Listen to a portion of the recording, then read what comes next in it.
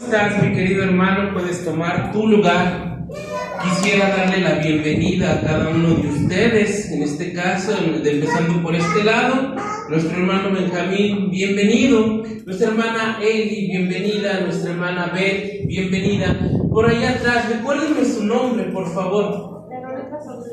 Verónica Solís y María de los Ángeles, bienvenidas. Por allá atrás, nuestro hermano José, nuestra hermana Conchita, nuestra hermana Elvia, de este lado nuestra hermana Claudia, nuestro hermano Juan, hermano Salvador, hermana Araceli y sus hijos, y por allá atrás tenemos a Rosy. Rosy, la iglesia te dice bienvenida. Esperando que en esta tarde encuentres en este sitio, no de parte mía, sino de parte de Dios, lo que tu corazón está buscando. Hermano, en esta tarde quiero hablarte del tema. El tema se titula doxología. La pregunta obligada es: ¿habías escuchado qué es esto? ¿Sabías algo acerca de esto? Doxología. Déjame ponerte como introducción la historia del ser humano. Por allá, mi querido hermano, alrededor del 2018, el ser humano en su deseo de querer llegar a lo más profundo, se encontró en una zona del Océano Pacífico, un abismo considerado el abismo más profundo de toda la Tierra. Es algo tan profundo, que no hay otro sitio en toda la Tierra en el cual una persona podía sumergirse. Este sitio es llamado el Abismo Challenger, y durante muchos años el ser humano había intentado llegar a lo más profundo de este abismo, y hasta el 2018 se invirtió muchísimo dinero, se invirtió muchísima tecnología, y viajaron 2 personas en una cápsula con especificaciones y muy modernas. Aleación de titanio, grado militar, con luces, con oxígeno, con reservas de alerta de emergencia para poder llegar a la profundidad de este mar. Tardaron, imagínate, en bajar 3 horas y media. Después de 3 horas y media, mientras el viaje descendía, al momento de lograr bajar, estuvieron aproximadamente 20 minutos en el fondo del mar y tuvieron que regresar. Al hablar de algo profundo, al hablar de que es el sitio más profundo de la Tierra, podríamos pensar que es algo muy largo, y son apenas 11 kilómetros. 11 kilómetros es lo más profundo que el ser humano ha llegado, a la profundidad del mar. Pero hermano, si comparamos la sabiduría de Dios con la profundidad de ese abismo, no tiene comparación. La sabiduría de Dios y el conocimiento de Dios es mucho más profundo que esos 11 kilómetros. El hombre tardó mucho tiempo en desarrollar esta tecnología para poder llegar a lo profundo. Invirtió muchísimo dinero para poder llegar a lo profundo. Pero ¿cuántos recursos crees que tendría que invertir el hombre para llegar a la profundidad de los pensamientos de Dios? ¿Cuánto tiempo crees que tendría que pasar para que el ser humano pudiera decir: conozco la profundidad de la mente de Dios? ¿Acaso el hombre algún día podrá llegar a conocer las profundidades de sus pensamientos? Pablo lo escribe de la siguiente manera. Ayúdame a buscar en tu Biblia, mi querido hermano, carta a los Romanos, capítulo 11, versículos del 33 al 36. Y ahorita te voy a explicar por qué la prédica de esta tarde se titula doxología. Cuando lo encuentren, por favor, mi querido hermano, Romanos capítulo 11, versículos del 33 al 36.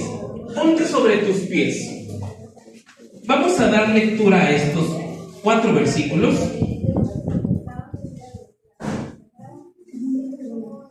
Por ahí se va a proyectar en la pantalla.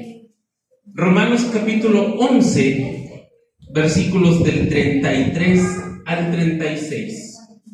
Todos juntos vamos a leer estos 4 versículos. Lo tenemos, empezamos con el 33. Oh, profundidad de las riquezas de la sabiduría y de la ciencia de Dios. Cuán insondables son sus juicios e inescrutables sus caminos. ¿Por qué? ¿Quién entendió la mente del Señor? ¿O quién fue su consejero? ¿O quién le dio a él primero para que le fuese recompensado? Porque de él, y por él, y para él son todas las cosas. A él sea la gloria por los siglos. Amén. Vamos a orar, Padre. Te damos gracias por tu palabra. Te damos gracias por la enseñanza de esta tarde. Padre, suplicándote que pongas en nuestro corazón y en nuestra mente el deseo de aprender, el deseo de ser desafiados.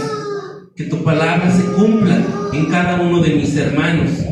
Padre, que podamos entender que el alimento espiritual, Padre, de esta tarde proviene de ti. Tu palabra no necesita acomodo, tu palabra no necesita decoración.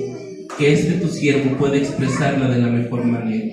Te lo pedimos en el nombre de Cristo Jesús. Amén. Amén. Puedes sentarte, mi querido hermano, puedes sentarte. Doxología. La palabra doxología, mi querido hermano, significa discurso de alabanza. Discurso de alabanza, donde este discurso se vuelve un himno y exalta los atributos de Dios, y casi siempre es de forma espontánea. Mi querido hermano, yo sé que muchas veces tú has leído la Biblia.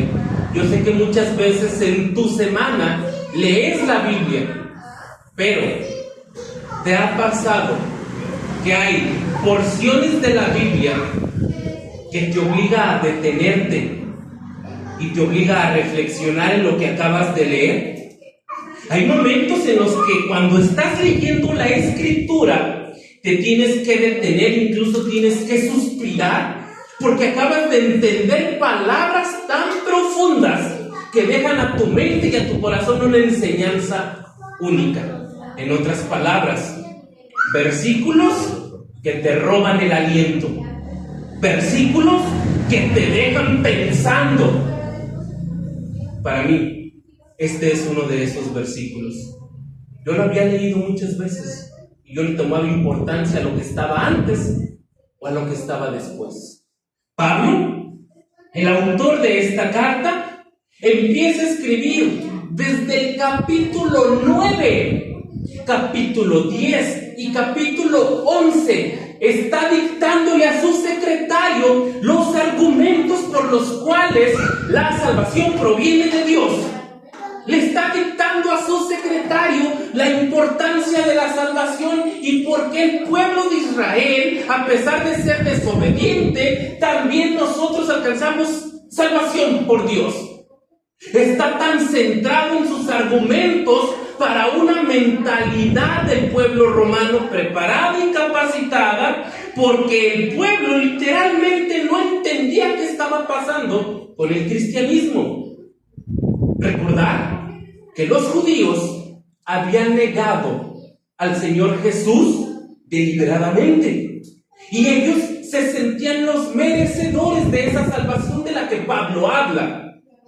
Pero estaba ocurriendo que muchos impíos y muchos gentiles abrazaban al cristianismo como una fe auténtica. Y Pablo empieza a describir que algo está ocurriendo. Pablo empieza a ver que los judíos se siguen separando de Dios, pero los gentiles se acercan a Jesús. Y en otras palabras, Pablo les dice, para ambos la salvación proviene de la misma fuente. Y la salvación no es porque ninguno de los dos se la merezca, la salvación es por gracia. Y de entender que es algo tan profundo que no podemos entender. Y después de esos 3 capítulos de argumentos teológicos, de argumentos pensados racionalmente para explicar al lector, ¿Por qué la salvación alcanza? Y brota su doxología. La doxología empieza en el capítulo 33 con 2 letras. ¿Tienes idea de cuáles son las letras con las que empieza?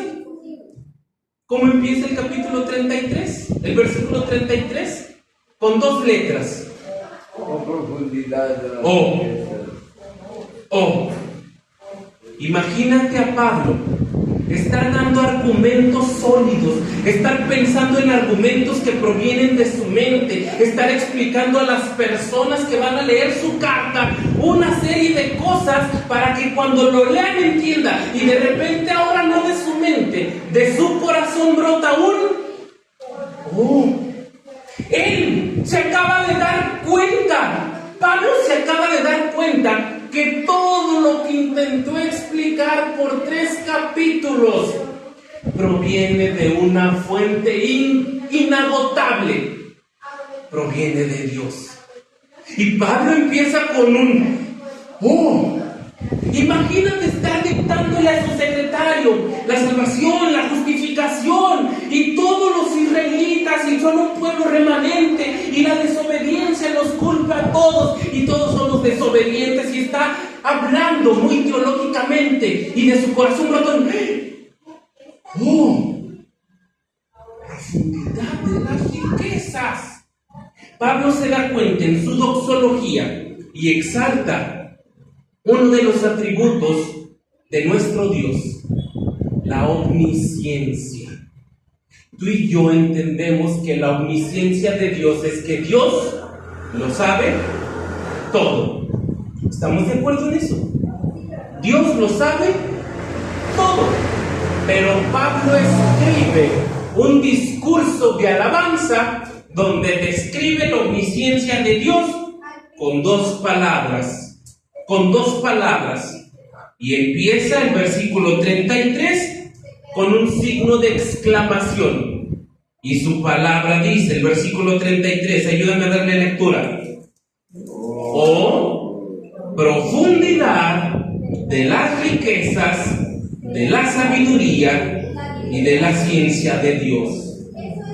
Pablo describe que la sabiduría de Dios en un plano que tiene que ver hacia abajo y darse cuenta que es algo que no tiene fondo y que su recurso es inagotable, y habla de la primer palabra, conocimiento. La palabra conocimiento viene en la traducción más centrada como gnosis, que es conocimiento absoluto. Y solo nuestro Dios tiene ese conocimiento absoluto. Conoce el pasado, conoce el presente y conoce el futuro. De tu vida, de tu vida, de tu vida, de tu vida, de tu vida, de tu vida, de mi vida. Es algo tan profundo que lo conoce todo. ¿A qué quiero llevarte con esto, mi querido hermano? Si Dios lo sabe todo, ¿sabes también qué sabe de ti? Lo que te aflige. ¿Sabes también qué sabe de ti? Lo que te duele. ¿Sabes también qué sabe de ti? Lo que te quita el sueño por las noches. Incluso conoce en qué parte de tu vida tú sigues desconfiando de Él. Lo sabe todo.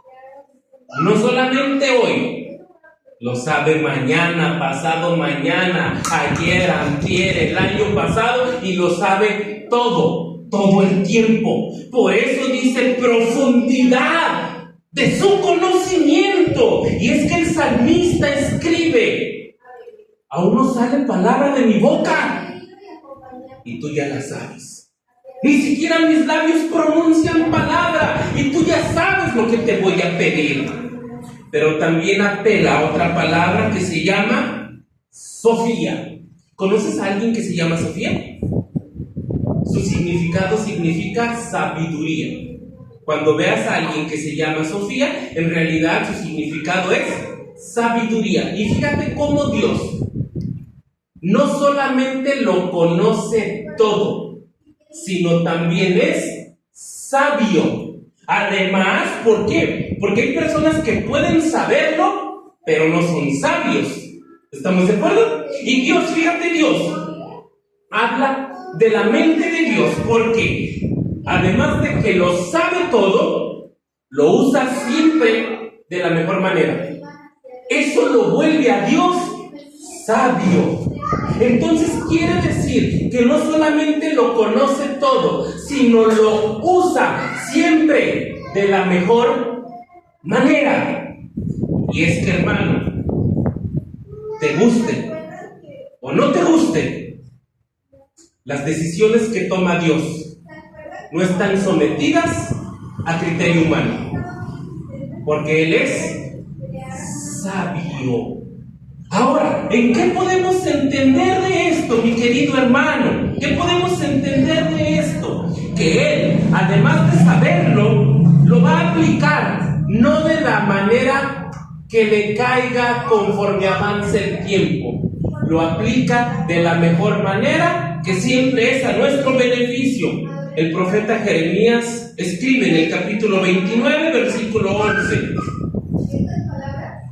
Jeremías, capítulo 29, versículo 11.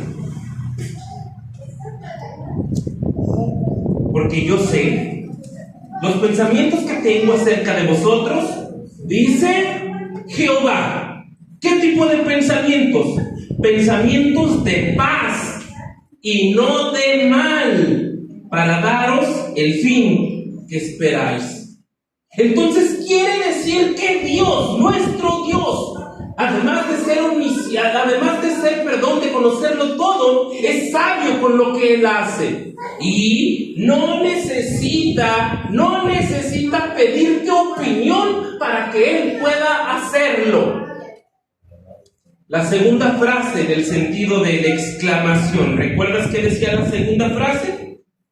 En el versículo 33, la segunda frase: cuán insondables son sus juicios e inescrutables sus caminos. Insondables son sus juicios, inescrutables sus caminos. El profeta Jeremías apega lo que dice el profeta Isaías en el capítulo 40, versículo 28. ¿No has sabido? ¿No has oído que el Dios eterno es Jehová, el cual creó los confines de la tierra? No desfallece ni se fatiga con cansancio, y su entendimiento no hay quien lo alcance. Insondable, mi querido hermano, es algo que no puede encontrarse de fondo, y sus juicios son insondables, no tienen una profundidad para poder decir o cuestionar por qué Dios hace algo, aunque yo no esté de acuerdo. Y es que, mi querido hermano, es algo similar a querer meter en nuestra mente chiquita, en nuestro cerebro chiquito, la grandeza de un Dios eterno. Y eso, que fíjate algo bien importante, fisiológicamente nuestro cerebro está compuesto de más de 100 millones de neuronas, y las 100 millones de neuronas se comunican unas entre otras y forman un camino de comunicación para nosotros poder tener inteligencia. A pesar de 100 millones de neuronas que tiene nuestro cerebro, no alcanzan ni alcanzarían poder entender los juicios de Dios. Pero también son inescrutables. La palabra inescrutable proviene de la cacería, donde la presa, para que no sea atrapada por el cazador, la presa borra sus huellas. Y esto hace que el cazador le pierda el rastro. Cuando la persona o la presa se siente acorralada y empieza a buscar un sitio de salida, empieza a borrar su propio rastro, para que el cazador no pueda encontrar de dónde viene. A esto se refiere con inescrutables son tus caminos, que no dejan huella. Pero entonces, mi querido hermano, esto a nuestra mente podemos ver el resultado de Dios obrando en nuestras vidas. Podemos ver cómo Dios obra de esa manera maravillosa, de esa manera milagrosa, de esa manera sobrenatural, pero no podemos observar el cómo lo hizo. Podemos descansar en que Él lo hace, pero a veces a nuestra mente le llega el cómo lo hizo. Y cuando queremos buscar el cómo lo hizo, no hay explicación. No encontramos una explicación. Pero sabemos que Dios sigue obrando. Y es que, mi querido hermano, no entender, recuerda esto cuando estés en un momento de lucha, no entender el plan de Dios no significa que Dios no tenga un plan. Entiéndeme esto, mi querido hermano, porque sé que va a haber momentos en los que las dificultades a tu vida se van a presentar. No entender el plan de Dios no significa que Dios no tenga un plan, porque insondables son sus juicios e inescrutables sus caminos. Es algo tan grande, es algo tan maravilloso, que el resultado no va a ser normal como un humano. No podemos entender un resultado normal de alguien que es sobrenatural. Si Dios es sobrenatural, ¿qué cosas va a hacer? Cosas sobrenaturales. Y eso a ti y a mí nos van a causar impacto. Pero nunca vamos a poder encontrar el cómo lo hizo, porque no deja huella. Tratar de meter algo tan gigantesco, algo tan sublime, en algo tan pequeño, no tiene explicación. Por eso Pablo dice: oh, profundidad de las riquezas, de la sabiduría y de su conocimiento. Insondables son sus juicios e inescrutables son sus caminos. Pablo se está dando cuenta que el Dios al que él sirve es algo más grande que el ser humano no va a poder entender. El salmista escribe en el Salmo número 77, versículo 19. El salmista escribe en el Salmo número 77, versículo 19. En el mar fue tu camino, y tus sendas, las muchas aguas, y tus pisadas no fueron conocidas, haciendo referencia a que Dios no deja huella. Dios no deja huella, pero es que también, fíjate, el punto número 2 que vemos en esta lista de versículos vemos la independencia de Dios. La independencia de Dios. Versículo 33, versículo 34 y 35. Versículo 34 y versículo 35, ¿lo tienen? ¿Lo tienen? ¿Quién me ayuda a dar la lectura? Versículo 34 y 35. La palabra del Señor dice: porque ¿quién entendió la mente del Señor? ¿O quién fue su consejero? 35. ¿O quién le dio a él primero para que le fuese recompensado? Amén, amén. Pablo continúa después de su doxología inicial con preguntas que hasta parecen que se burlan. Y a este tipo de preguntas se le dice pregunta retórica. Una pregunta retórica es la pregunta donde también ya sabes la respuesta. Y no hay que pensar porque ahí está la respuesta. Y fíjate cómo las tres preguntas que hace en los dos versículos se responden de la misma manera. Versículo 34, tú me vas a responder: ¿quién entendió la mente del Señor? ¿Quién entendió la mente del Señor?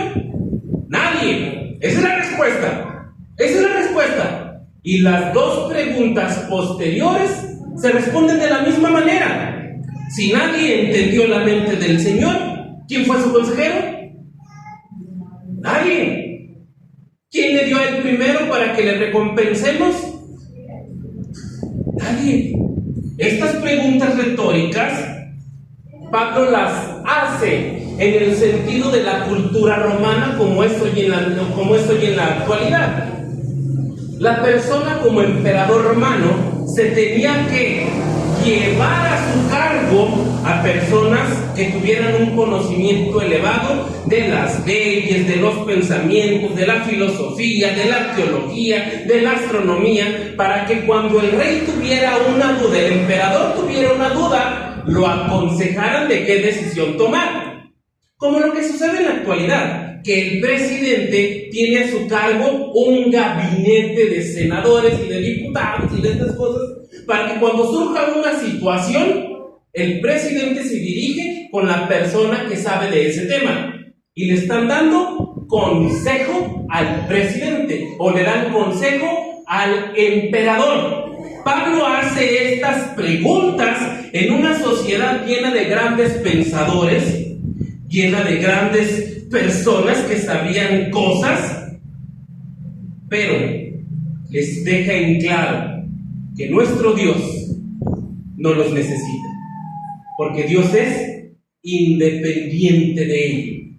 Y déjame te digo esto, hermano, que probablemente no te lo esperabas, pero es una realidad. Hermano, si tú y yo hoy dejamos de seguir a Dios, ¿Dios se vuelve menos Dios? Si tú hoy y yo en esta tarde, en estos momentos, decidimos abandonar a Dios, ¿Dios pierde su poder y su deidad? Dios sigue siendo Dios, contigo y sin mí. Dios sigue siendo Dios, porque Dios es independiente. Y déjame que hago esta pequeña ilustración. Va a haber momentos en tu vida que la misma vida se va a volver trágica. Va a haber momentos en tu vida que las cosas se van a poner color de hormiga. Va a haber momentos en tu vida donde las pérdidas económicas, familiares, sentimentales, de relación, se van a poner duras. Y fíjate qué absurdo se ve la siguiente imagen. Cuando pasamos por estas situaciones, tú y yo sentamos a Dios en el banquillo de los acusados y descargamos nuestra ira contra Él y lo culpamos de lo que estamos viviendo y le decimos a Dios: ¿por qué tú permitiste que esto? ¿Por qué tú? ¿Por qué? Y tú sabes, y yo te sigo, pero tú, pero también, pero esto. Y Dios está en el banquillo de los acusados. Fíjate qué absurdo suena esta idea. Tú le estás diciendo a Dios cómo resolver tu situación. Fíjate qué absurdo se ve esto. Tú le estás diciendo a Dios cuál es la mejor manera de resolver tu vida. Tú le estás diciendo a Dios que había mejores opciones a un Dios que lo sabe todo. ¿Te das cuenta qué absurdo se vuelve esto? ¿Te das cuenta cómo? Si tú y yo creemos en un Dios omnisciente, tú y yo debemos de descansar que Él lo sabe todo. Tú y yo debemos de descansar en que Él siempre trabaja de la mejor manera en tu beneficio, aunque no lo sepas. ¿Estamos de acuerdo? Como porque en el problema le queremos ayudar. Porque en el problema le queremos decir cómo tendría que haber resuelto. Por eso Pablo hace 3 preguntas retóricas. A ver, ¿quién entendió la mente del Señor? Entonces, ¿por qué le quieres ayudar? ¿Quién fue su consejero? Nadie. Entonces, ¿por qué tú le dices cómo haber resuelto tu situación? ¿Quién entendió o quién le dio a él primero para que le recompensemos? cómo tú quieres ayudarle a Dios de tu situación. Por eso el pueblo romano en el capítulo 1, versículo 20 dice: ¿por qué cambiaron la imagen de un Dios incorruptible en imagen de algo como un reptil? ¿Te das cuenta cómo se ve esto? ¿Cómo cambiar la imagen de un Dios poderoso, un Dios que nuestra mente no puede retener, en algo que sí podemos ver y tocar? Hermano, mi querido hermano, esto es como entonces en aquellos años había una persona que dijo: la Tierra es el centro del universo. La Tierra es el centro del universo y todos los planetas giran alrededor de ella. Es más, el Sol, la Luna y las estrellas giran alrededor de la Tierra. ¿Y sabes qué es lo terrible?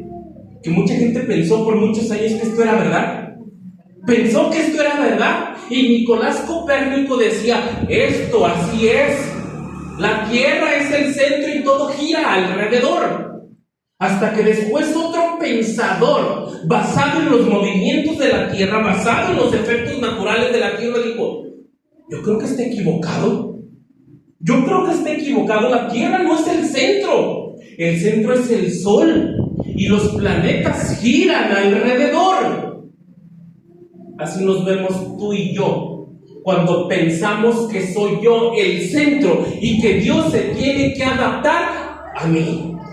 Así tú y yo nos vemos cuando estamos en el problema y queremos moldear la mente de Dios a mis necesidades. Así nos vemos cuando estamos en medio del problema y le queremos decir a Dios: Dios, si tú supieras que esto sería la mejor manera de resolverlo, lo harías. Y nosotros somos el centro, cuando el centro solamente es y será por siempre y para siempre el que es eterno desde el principio, nuestro Dios. Nuestro Dios. Saber esto, mi querido hermano, te debe de quitar esa carga, ese peso de encima. Saber que confías en un Dios sabio y poderoso debe de encontrar tu paz y tu corazón consuelo en que crees en el que lo sabe todo, en que crees que Él va a trabajar de la mejor manera para tu vida. Eso te debe de dar consuelo. Pero sabes, mi querido hermano, también en el punto 3, Pablo culmina su doxología con un atributo de Dios a nuestra vida que se llama teocentrismo. Teocentrismo, versículo 36, mi querido hermano, versículo 36.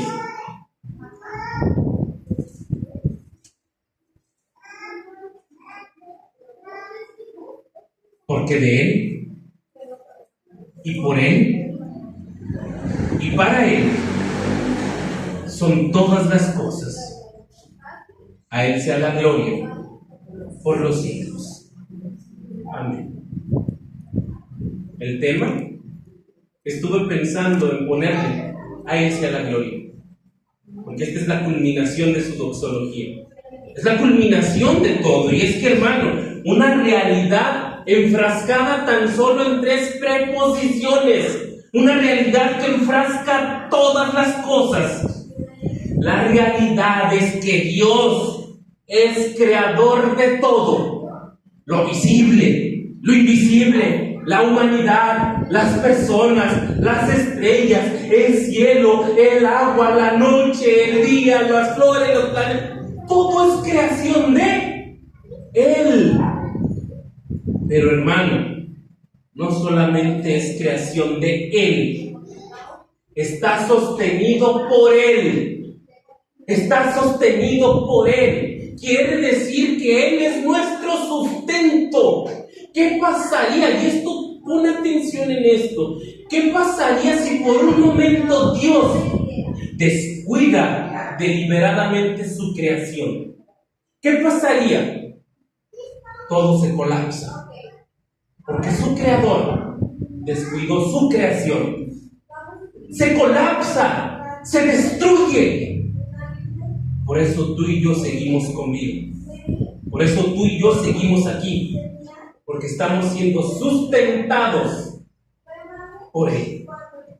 Pero también todo es para Él. Vivimos en una cultura, vivimos en unos tiempos donde vemos a Dios como el recurso y el medio para alcanzar felicidad. Pero sabes, mi querido hermano, Dios no está obligado contigo. Dios no te debe nada a ti. Dios no te necesita a ti. Nosotros lo necesitamos a Él. Cada latido de tu corazón, cada inhalación, cada exhalación, cada suspiro que haces durante el día, cada pensamiento, cada neurona que sigue viva en tu cuerpo, es de Él y para Él. Mi querido hermano, entonces entendemos que tu vida, mi vida, no nos pertenece, es de Él. Alguien dijo en una ocasión, ¿sabes cuál es el secreto de una paz plena y de una felicidad inigualable? Entender que fuiste hecho para agradar a tu Creador. Cuando alguien entiende que todo lo que tiene no es de él, sino es de un Creador, y que su único objetivo es agradarlo con lo que tiene, se alcanza una paz plena, se alcanza una felicidad permanente, porque no hay nada más feliz que decirle al Señor: estoy trabajando para ti. Señor, estoy sirviendo como tú quieres que te sirva. Señor, no sé qué está pasando en mi vida, pero quiero agradarte a ti en primer lugar.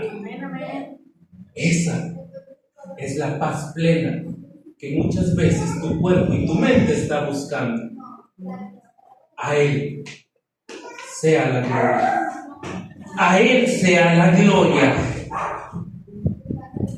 Entiéndeme esto, mi querido hermano. El destino final de toda la creación es la exaltación de su nombre. Yo sé que en los momentos de dificultad descargas tu ira contra un culpable, pero no es culpable, es el único que está trabajando en tu beneficio.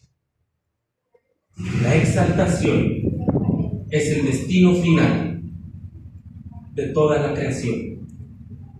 Pablo, una de las mentes más avanzadas de su época, una de las mentes más teológicas que se podían encontrar, resume después de una serie de argumentos teológicos, sistemáticos, culturales, avanzados, políticos, en cómo Dios alcanza la salvación, en cómo Dios nos da la salvación. Y cuando la razón humana está al borde del abismo y cree haber llegado al fondo, se encuentra con la mente de Dios, que es más profunda que sus propios pensamientos.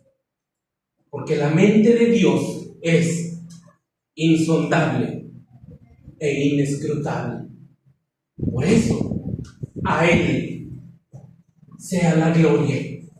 A Él sea la gloria. Quiero hacerte el resumen de esta tarde mediante 3 frases.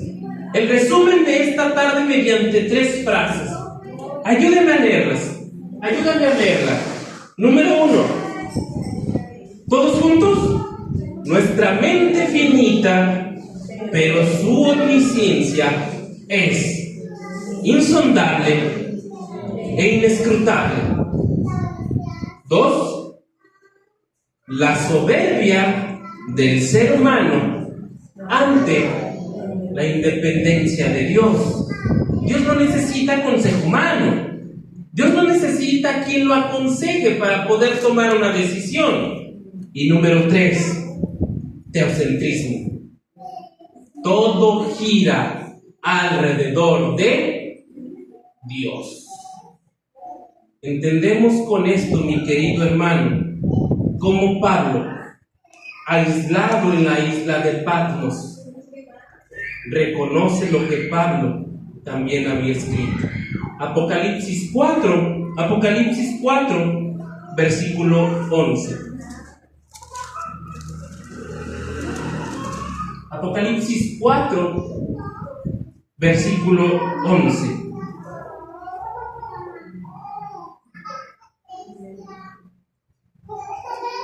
Puestos de pie, mi querido hermano, puestos de pie.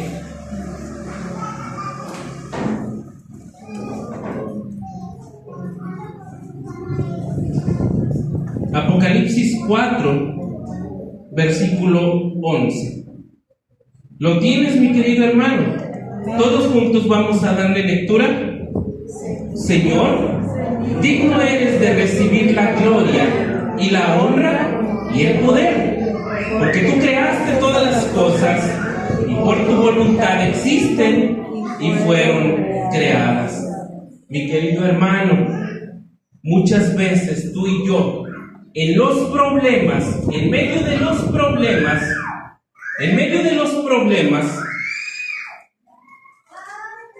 ignoramos que Dios lo sabe todo. En medio de las dificultades, vemos a Dios culpable. ¿Y a qué quiero llevarte en esta tarde, mi querido hermano? ¿A qué quiero llevarte? A que en esta tarde lo reconozcas por lo grande que es Él. A que en esta tarde y a lo largo de la semana, cuando haya problemas en tu vida, recuerdes que Él contigo y sin ti sigue siendo Dios. Que Él, mi querido hermano, tu mente finita no va a caber la mente tan extraordinaria de nuestro Dios.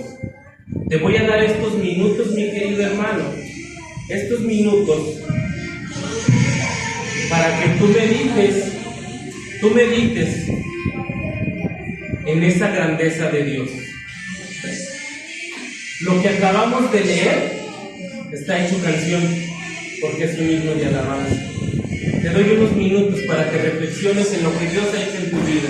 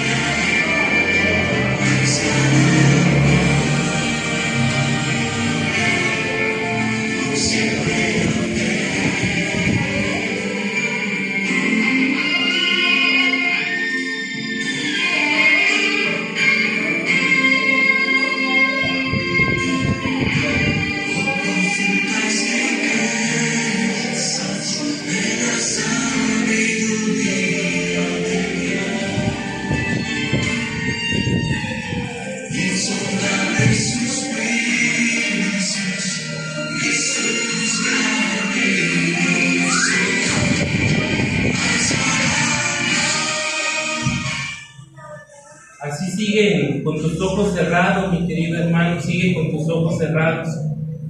Y en estos momentos, dile al Señor de tu corazón esa doxología. Dile a tu corazón, dile a tu Creador, a nuestro Señor, esas palabras de alabanza que brotan de forma espontánea de tu corazón. Porque los problemas van a existir, las dificultades van a continuar, las adversidades en nuestra vida se van a seguir presentando, pero aún en medio de ellas, nuestro Dios es más grande que todas.